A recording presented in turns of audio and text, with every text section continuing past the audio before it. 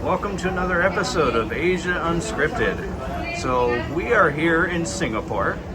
My first trip to Singapore with the channel. And we are inside an Apple store. So this Apple store is kind of in the central business district of Singapore. A lot of the touristy stuff is here. So, there's your obligatory iPhones. This place is huge. Huge. You got some seating areas so you can just sit, hang out in the air conditioning, which is cool.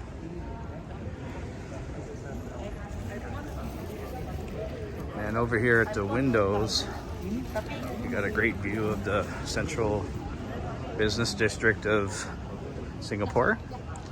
They say Singapore is the New York of Southeast Asia, which I believe, except, without all the crime and garbage. And across the way is the Merlion.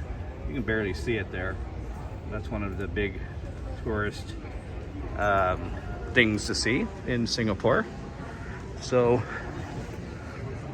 anyways, let's talk about entry requirements. So if you are vaccinated, and depending on the country you're from, let's see what we can do here. There we go. Depending on the country you're from, like I'm from the US and I'm vaccinated, and I didn't need anything special to get in. No test, no insurance. Just needed to fill out an online form, upload my vac stuff, and they automatically gave me approval to come in. So coming to the airport today. Oh, hold on a second. You guys might recognize this. This is the Marina Sands. I think the top part of it is a hotel. Actually, I think all of it is a hotel, but on the top, I believe they have a pool. Down below is their mall. They do have a mall. This looks like any other mall, so I'm not going to walk through it. Anyways, so yeah, if you're vaccinated, depending on the country you're from, you get 90 days here for free. You don't need to buy a visa. You're visa exempt. So yeah, it's kind of neat. And it only took me about 10 minutes waiting in line to get through immigration. And then first thing I did was got on the subway line, or they call it the MRT. And I went down to one of the malls where they actually had the Five Guys burgers and fries. So that was the first time I had it here in Southeast Asia. I mean, I would eat there all the time in the States, but here in Southeast Asia, they have them in Singapore, Hong Kong, and Kuala Lumpur, at least in Southeast Asia. I don't know about other parts of Asia. Anyways, so this is the floating Apple store. It kind of looks like it's floating. Last time I was here in 2016, this was not here. There was something else here at that time.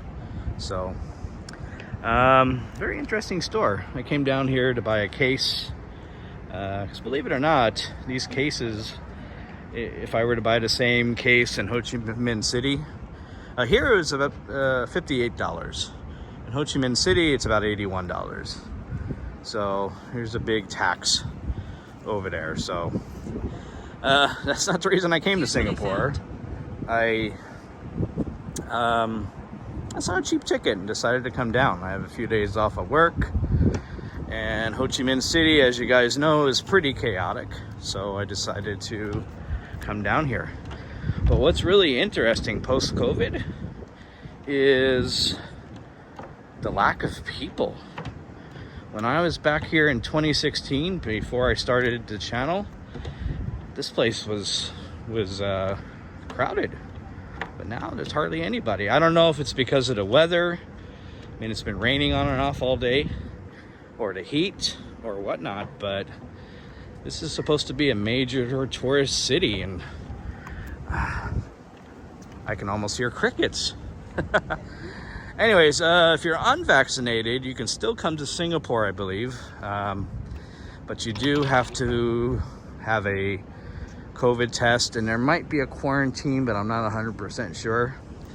I wasn't paying attention to that part of the requirements since I am vaccinated. So Singapore has a pretty good transportation system. They have multiple train lines, many bus lines. I believe they have a monorail. So getting around, it's pretty easy. You don't need a car. Believe it or not, to own a car in Singapore, it's crazy. So let's say you buy a $50,000 car here in Singapore. Well, the license plates that go along with it is another $50,000. So hardly anybody has cars here. The transportation system is so good. You don't see any motorbikes either, like you do in Ho Chi Minh City. The only people that have motorbikes are really like the delivery services. They do have Amazon here, which I noticed on the train. They had a big advertisement. And they do same-day deliveries, just like in the States. They got their Prime. That's a plus. So you don't have to deal with the Lazada or Shopee bullcrap. I'm not a big fan of them. So yeah, this Singapore is about a 2.5 hour flight from Manila, I believe, and it's about the same from Ho Chi Minh City. So it isn't a long flight.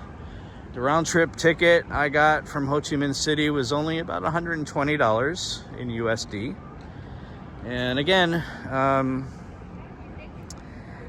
didn't have to buy a visa, which is nice. Americans get 90 days. So my visa is valid until September 21st.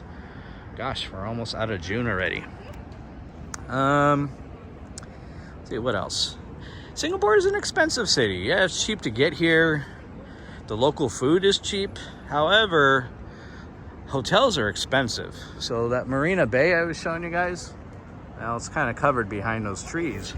I was looking on Agoda, and it's just ridiculous. It's almost $600 or $700 for one night to stay in this hotel. I did find a hotel. Maybe I'll show you guys later. It's in a section called Little India, which I'm excited about because I like Indian food. So that'll probably be dinner tonight. And if the weather holds up, I might come down here and do a night video down here. What do you guys think? Anyways, so this is the introductory video to Singapore. I hope to do a couple of videos for you guys. I am Asia Unscripted, so I do need to get around Asia. So anyways, you guys take care, and I will talk to you guys soon.